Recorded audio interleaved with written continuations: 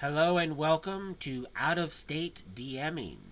I'm your host, lluksblackheart, and your co-host. Iskian. Join us as we discuss 3.5 D&D. Today's episode will be centered around multiclassing. It is a interesting way to get your character abilities, expand your class skills, but there is some restrictions.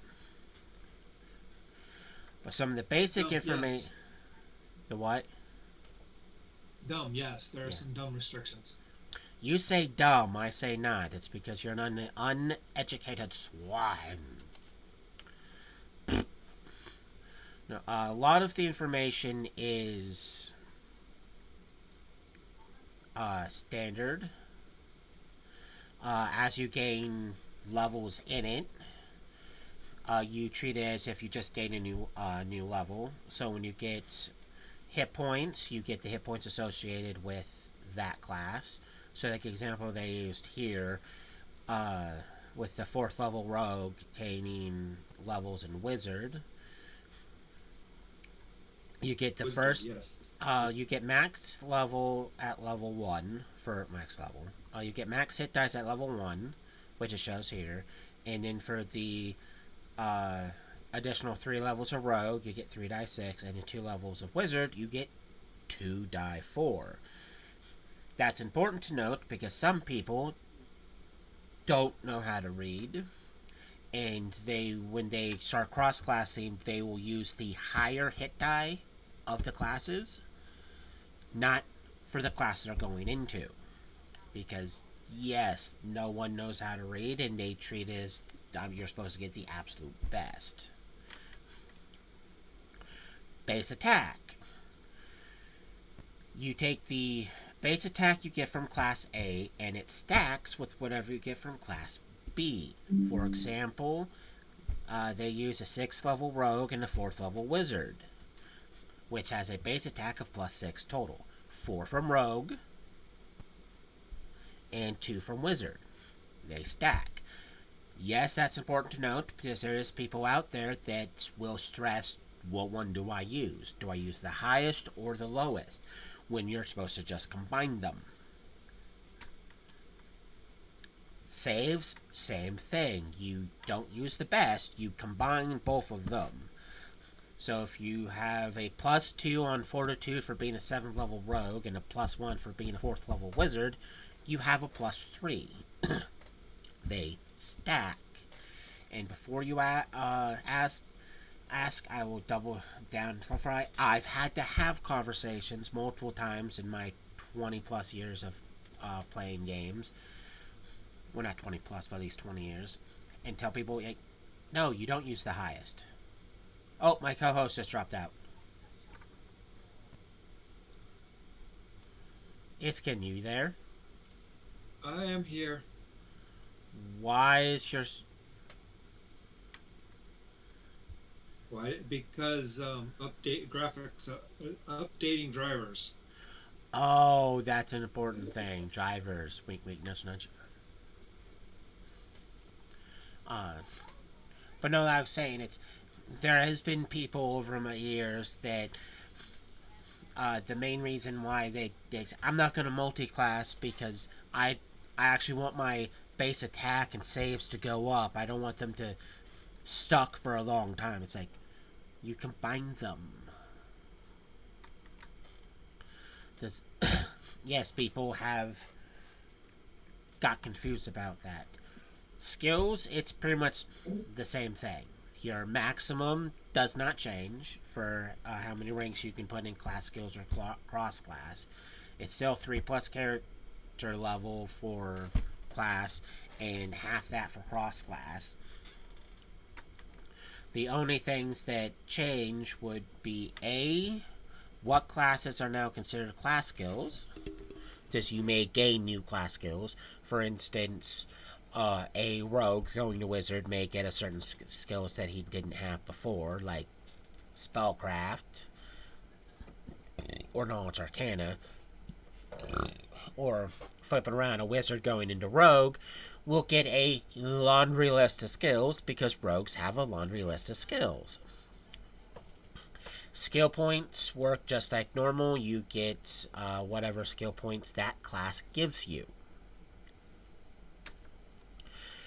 Class features: if you're a level 1 rogue, you get level 1 rogue stuff. If you go into level 2, you get level 2. And it'll be the same thing if you're going wizard. You get whatever wizard gets at level 1. And then once you hit level 2 and 3, you get whatever it gets for that. You don't combine them and go combine them and then go after what it is.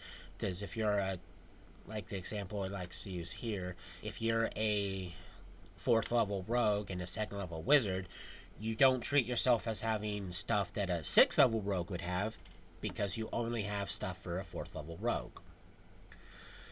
I gotta restart. I'll be right back. Well, I will keep talking while you fix your camera. Gotta love driver updates, people.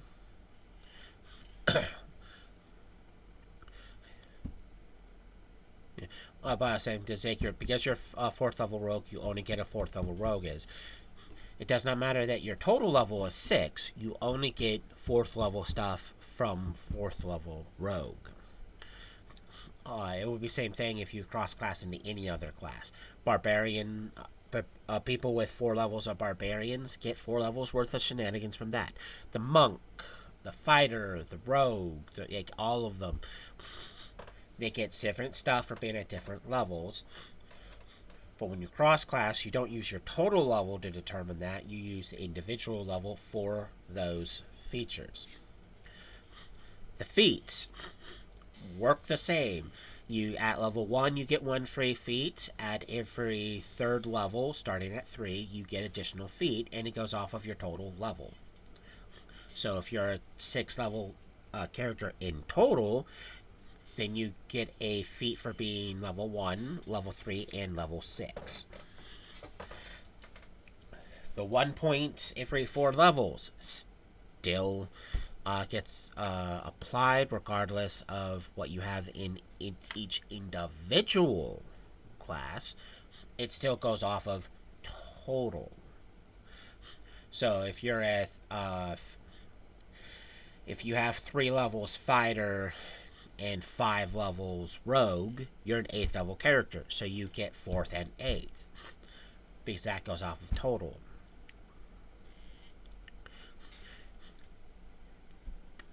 Almost said the skills again. The spells, you get to work them normally. There is no special difference. If you both get access to well, yeah, just how it shows it says, if you get access to a spell, like it says there, like protection from elements, as both a ranger and a rogue, you don't use your combined or whatever's higher, so you use it from whatever spell list it's on. So if you're a 4th level ranger and a 8th level druid, if you're casting it from the druid list, you get it odds of your 8th level. But if you cast it from the rangers, you get the rangers. And yes, there is people out there that will try to say, no, they stack. No, it's like, no, it doesn't. Simple because either A, no one reads, or B, they're taking assumptions and assuming.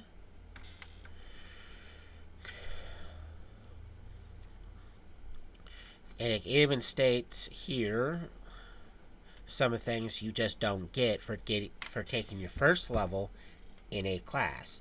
Because yes, there is people who have tried to argue that even though they already have like 5 levels of one class, when they take their 6th level, which is a level 1 in another class, they automatically assume they get maximum hit points for it, and they automatically assume they get the quadruple the skill points. When it's like, no, you get it as if you've taken a fresh level in it. So you roll for that hit points and you'll get the standard skill points. Not max and quadruple, just standard. You also don't get randomly new equipment or even new gold pieces. You get whatever you had. Okay, I can switch it back to this now. Yay. Yeah. So there is no like, yay, lots more hit points and equipment and stuff. No, no, you don't. You don't get all that. And like I said, there has been people that tried to argue that. Now, multiclassing has an XP part to it where you have to stress XP. Why? It's because if they're uneven, as in if you have more 2 or more levels difference between class A and class B, you take a 20% hit to all future XP gains, and that's because you're taking because technically you are taking the XP and you are, in a way, dividing it. In earlier editions, it was a literal dividing, as in if you were a fighter ranger and you got XP, whatever the XP is was literally divided between those two classes. 3.5 doesn't force the divide because you're going to get one level when you get one level. But one of the kickers is if you over focus on one, you can develop that penalty. And it's the strain of developing and maintaining different skills at different levels. It takes its toll. And that's right there in that wording. There is a way to, there's two ways to avoid that penalty. And yes, that penalty does get worse if you're trying to multi-class into a bundle of classes. So like even one of the examples they use is a fighter wizard rogue. So if you're trying to maintain it all you want to keep all of them within one level of one another, but the moment one of them gets to 2 or more higher, you get hit with a 20% XP penalty per class with a difference. So the example they do use is a second level fighter, second level wizard, third level rogue. That's good, that's fine. But when they take their next level into level 8, they would need to either increase fighter or wizard. If they don't and increase rogue, there's now a 2-point difference between rogue and wizard and rogue and fighter, which means they would take a 40 penalty hit. That penalty will only get worse if they decided to take a 4th class or even a 5th class. And yes, there's people who try to do that. So, like the book says, there's a big toll being hit because of the difference in trying to maintain developing all of those things there. It takes a physical and mental toll on you. Another reason why that's a big thing there is because there is people out there that fall under mid-maxers, functionizers, and power gamers. Well, they will use any and every means to get the best of everything, regardless of anything. So they'll simply go, well, I want basic stuff from a fighter, basic stuff from a wizard. This is, you get access some of the stuff they get, a rogue doesn't get. And then you take rogue,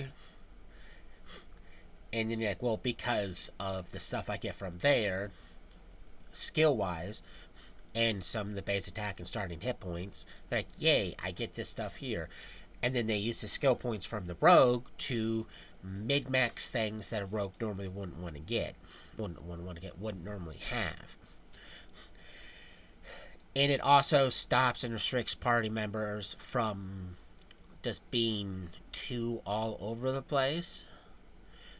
And that may seem like, oh, that's hard to. No, it's not. Years ago, one of the people I played with was getting upset that his character kept failing on everything, and that's because he went, because the DM permitted this, uh, fighter, paladin, rogue, monk.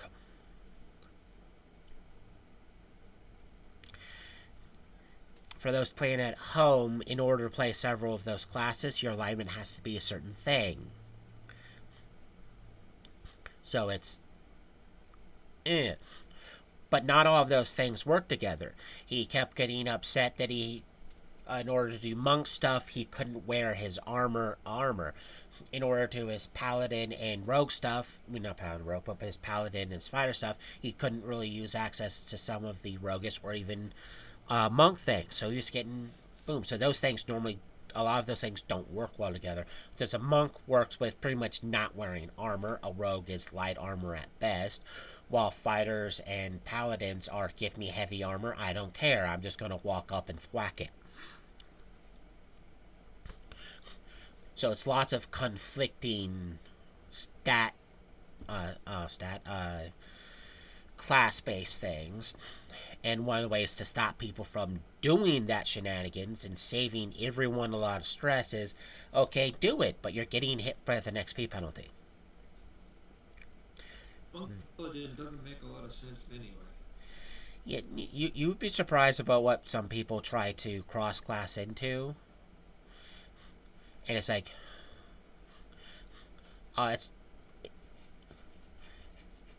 it's also one of the things of trying to be like, I'm a monk following this god or a paladin following this god. It's like, you can't. Why? Because that's a chaotic god. Your alignment is now conflicting with the god's alignment, because you have to be lawful for both a monk and a paladin. But back to this. So if an individual wants to avoid the problems of trying to maintain multiple classes or try to avoid the XP penalty, all of them need to be within one of each other's. So you can't have one level higher than the rest. You just can't let it get too higher.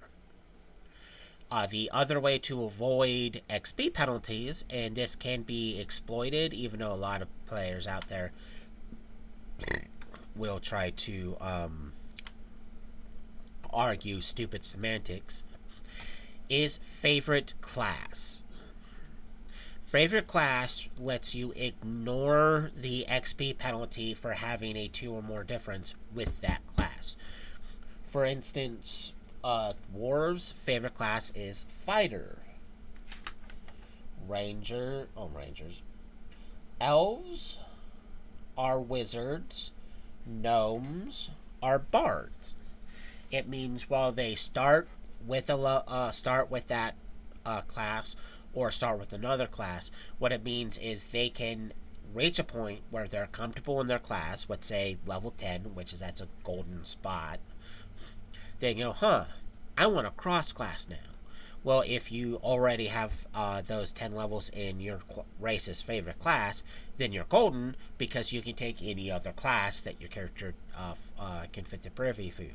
So if you want to be a gnome, a gnome bard that goes fighter, you can, and you don't take that XP penalty because bard's your favorite class. Or on the vice versa, you can go with one of these other classes, and when you reach a certain point where you're like, I'm a gnome, I want to open up and versatile my stuff, I'm going to start going into Bard now. Some people may go, oh my god, that's a 20 hit XP. It's like, you go, no, I'm a gnome. Bard is my racial favorite class. Succotash. That being said, half... I think you meant 20% hit. You said 20 hit. Oh, that did make a lot of sense. Rate the context. Butt monkey. No Humans and half elves have what I like to refer as the cheat for it, and that's because you use whatever you have the most levels in as your class favorite.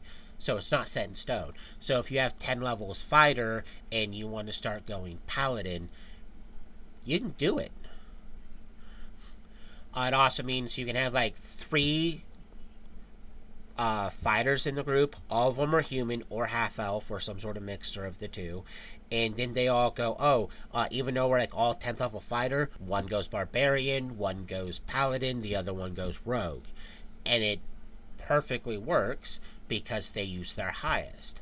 And at the moment that the second one becomes their highest, it now becomes their favorite.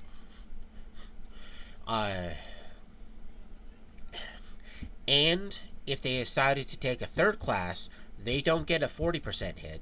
They get a 20% hit because the favorite class does not count against you, no matter the difference between it and the rest. You only use what's already there. So you can technically use favorite class to get around the XP deficit for leveling. And in a nutshell, that's how complicated, how simple it works. And it's because the only real thing you need to watch out for is, are you or are you not taking a XP penalty for it? That's the big kicker. Otherwise, it works as if you took a level in the class normally. You don't get any special penalties or bonuses. Just the only thing to note is, are you or are you not taking an XP hit? So anyone out there deciding to multi-class, you have 2 ways to avoid XP penalty. Now, I will make a side note that DM prerogative can hit hard with multi-classing. I say that because of, again, I've been doing these since playing games in the 90s, so I've played in campaigns where DMs had their own rulings of it, and it's based off of some of the more earlier editions on how they use multi-class, where they'll let you start out at multi-classing, but you don't have a total pool for XP. You when it comes to feats and feats, skills, all that normal stuff there, yeah, it works, but your XP gets split between both classes, and both of them have an individual point on which they actually need to hit. So if you have a level 1 fighter and level 1 rogue, you need 1000 in both spots to actually gain a new level. Con, it takes you twice as long to level up as everyone else. Pro, whenever you level up, you get 2 levels instead of 1. Sounds neat, but it means when everyone's level 2 with 2000 at level 2, you're like, yay, I'm finally level 4. Because you have enough XP to have 1000 in both, so you jump from effective 2nd level character to a 4th level character. So you end up leapfrogging over everyone else. Do they get level 3 before you get another level? Yeah, but they're still behind you level-wise. Another way it's done is whenever you get XP, because they still have 2 separate pools, whenever you get XP, you choose one, and the XP goes to that class.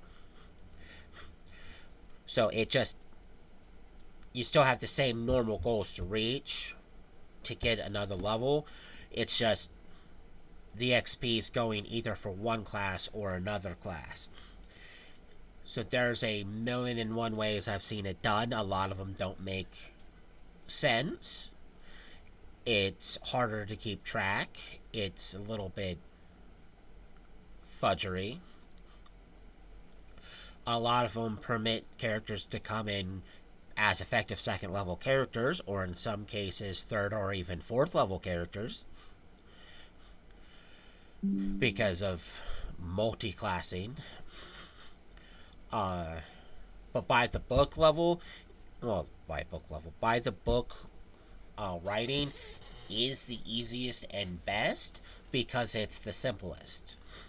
You're not splitting XP, you're not keeping track of multiple XP pools, you're not sitting there going, wow, they all get to level while you're waiting longer to level up, and then at the same time, you don't have party members looking at you like you're some sort of power gaming munchenizer, because when you do level up, you either immediately catch up to them or surpass them.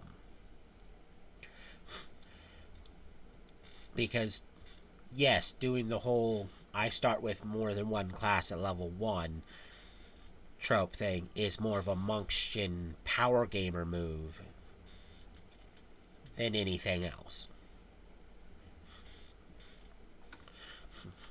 Which I do not recommend any DM going those routes.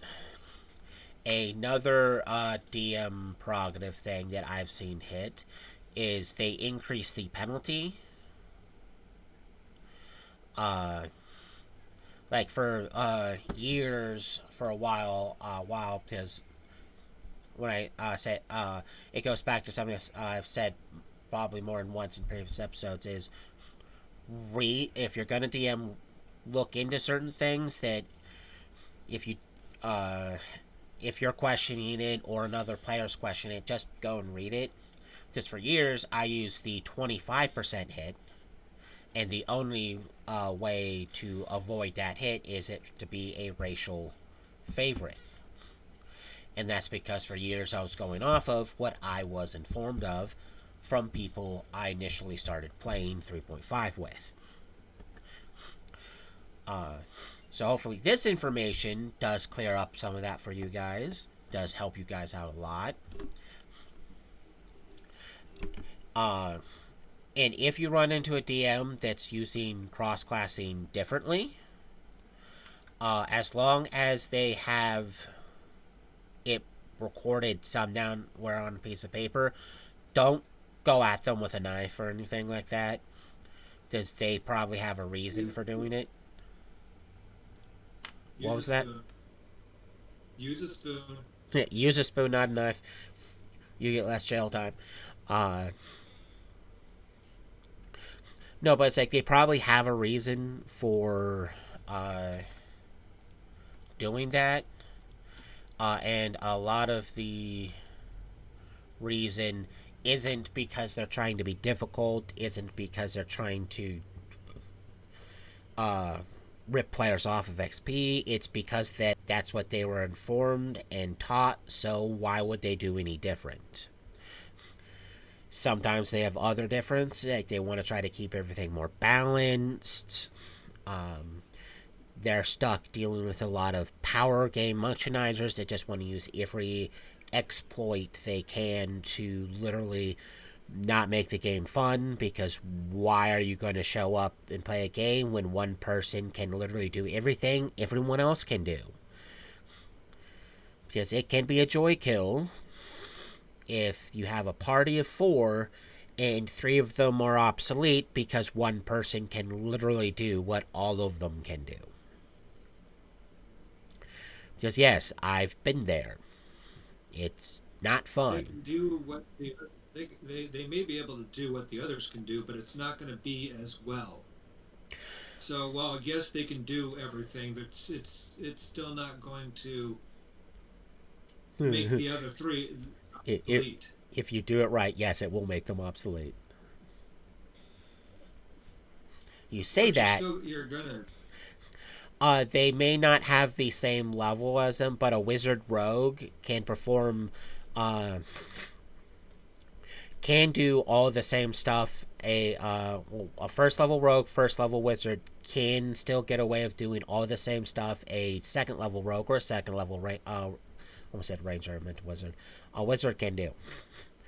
They may not have second level rogue features, but they can still make that level 2 rogue not seem very useful because they can go, oh, I'm going to go ahead and cast this spell while staring at my fellow rogue. Then turn around and look at the wizard and go, I'm not going to fall for a trap, you are. Why? Because I've ran multiple games where people have literally done that. It may not seem plausible. It may seem that it's more in the favor of a person who's single classing it. But it can be done. And the people who do like to multi-class, even if it's in 2 classes or if they're trying to go for 3, sometimes 3 or 4, they're monctionizers, they're power gamers, they're mid-maxers. So it's like, yay, he may be a fighter rogue bard, which at minimum is 3 levels, so he may not have the same level stuff a third level bard does, third level fighter does, or a third level rogue does. But if he does everything right, he'll make the fighter look like he can't fight, the rogue like he can't rogue, and the bard like he can't bard.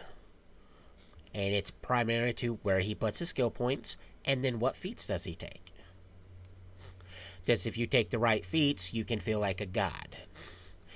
And a fighter, bard, rogue has all the same access that all the other 3 have. Which can make things a little complicated for them, but they still get access to it. They can use the rogue to keep up on skill things, the fighter to keep up on fighter stuff, and the wizard to keep on wizard stuff. But because of the unique combinations, they can pull it off. Because again, I've been subject to staring at a person and going, yeah, I'm never letting you multi-class again, because either A, they're doing everything wrong, or B, you somehow are cheating.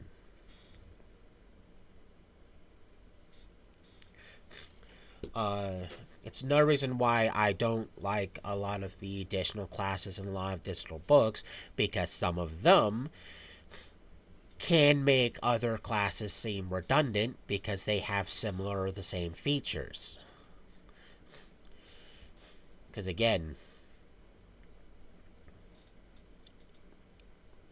it's happened in multiple games where I'm like, this isn't fun for me, it's not fun for the majority of the party because of this individual over here. It's the difference between someone who knows a lot of random information about the books for someone who has more limited information about the books. It also works the same for someone who's just sticking to the core book, while someone who's going, wait, the DM's letting me use 25 different books to create my character.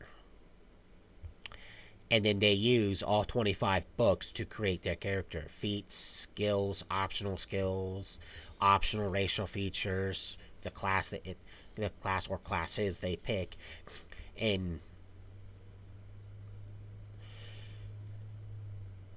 the more books you add in, the higher chaos factor goes up, the higher exploit factor goes up, and the already relatively large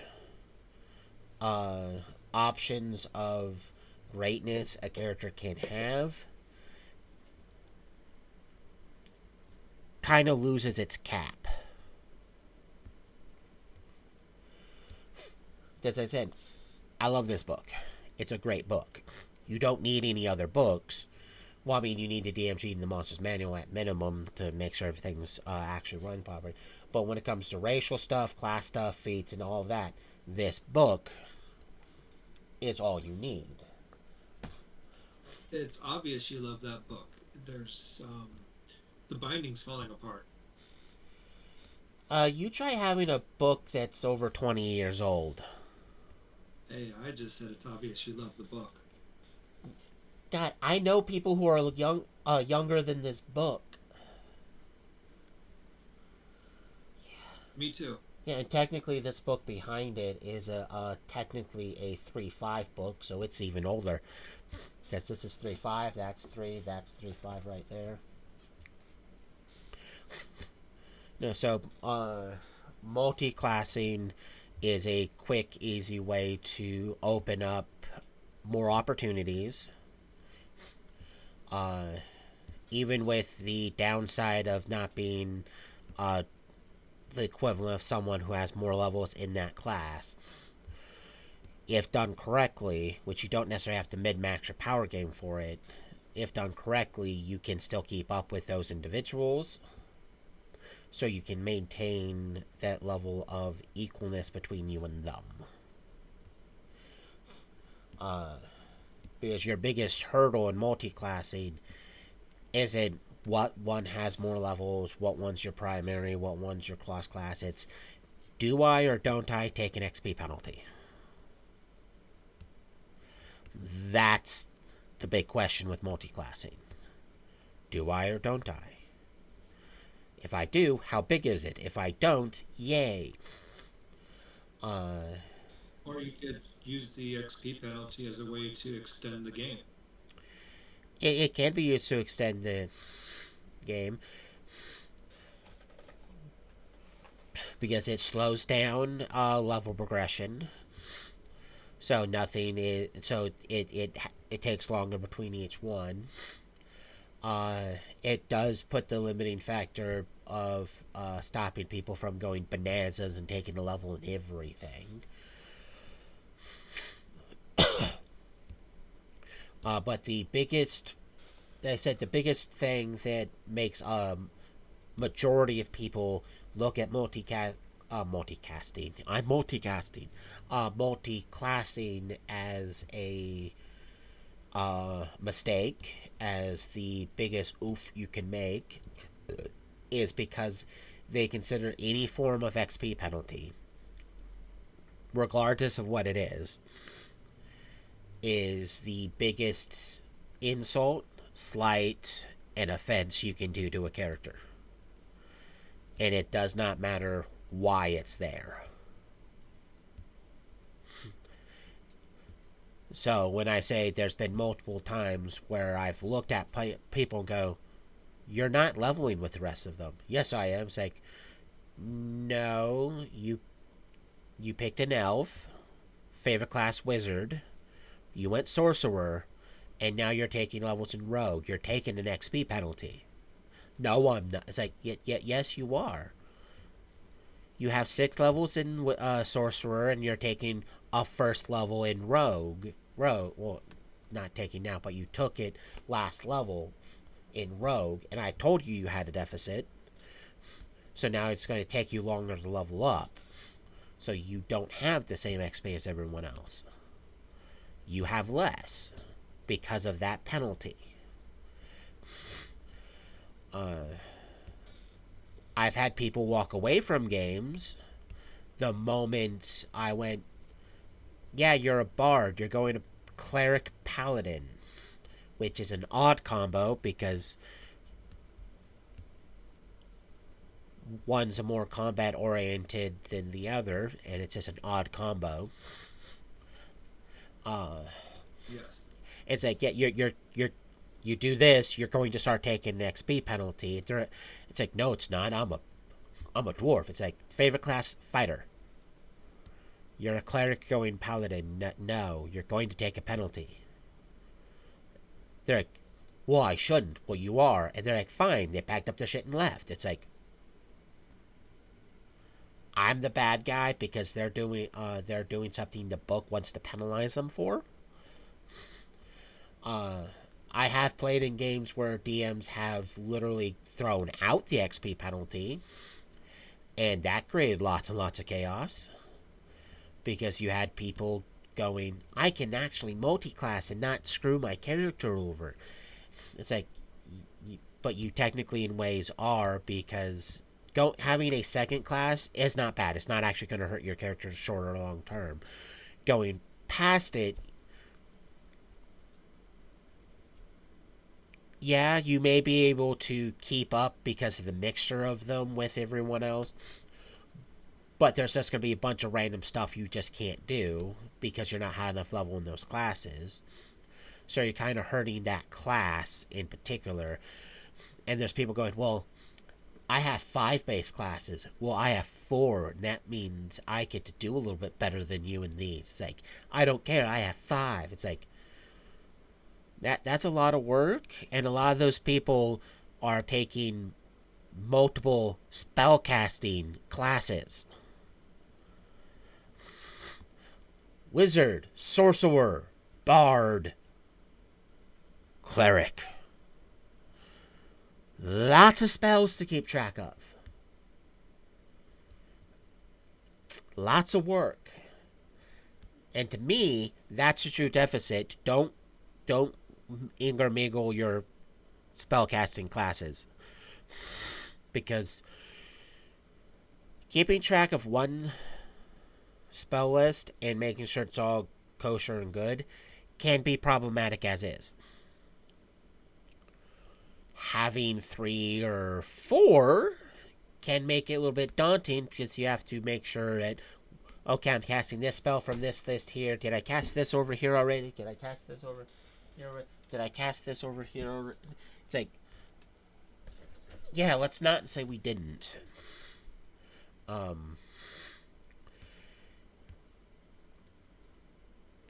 So if you're going to multi-class, step 1, work it all the kinks out with your DM. There's not all DMs like multi-class, people multi-class. 2, work with your DM, not against your DM. 3, make sure the classes are as compatible with both your chosen race for favorite class and the other class, because some things clash to a certain degree, because a rogue paladin in theory is a great combo. In practice, you have someone who has to obey the laws of the land they're in trying to steal things. Because, well, I'm a rogue, I steal stuff.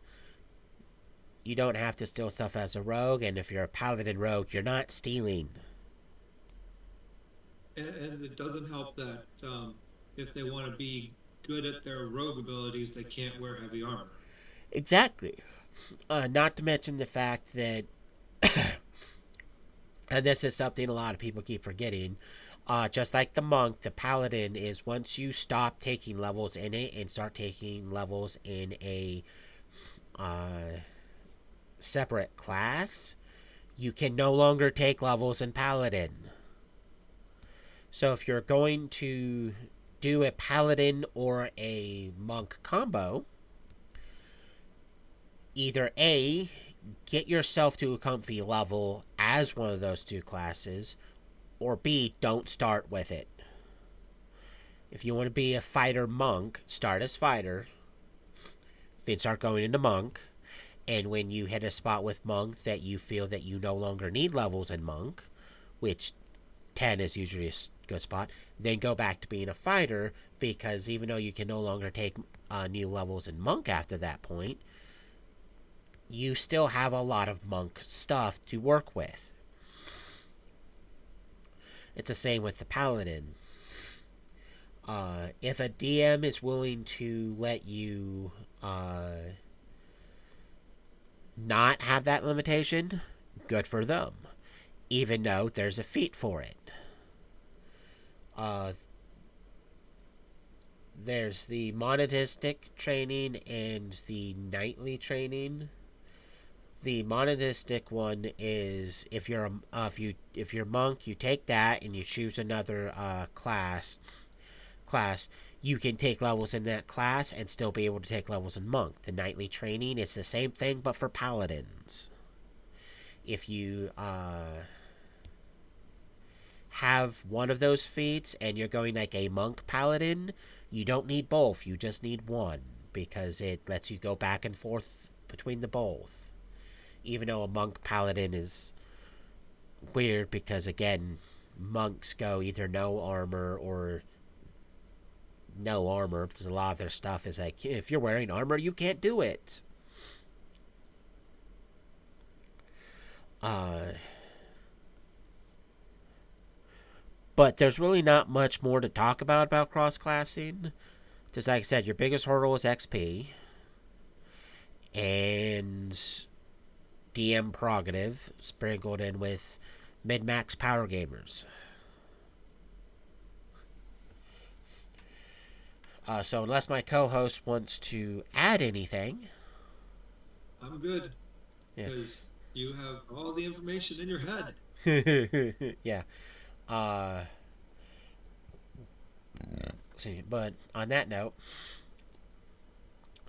thank you for watching. Remember to like and subscribe, and join us next week as we discuss future episodes and recaps over what we went over in the past couple of episodes. As I press all the wrong buttons. Thank you again for watching.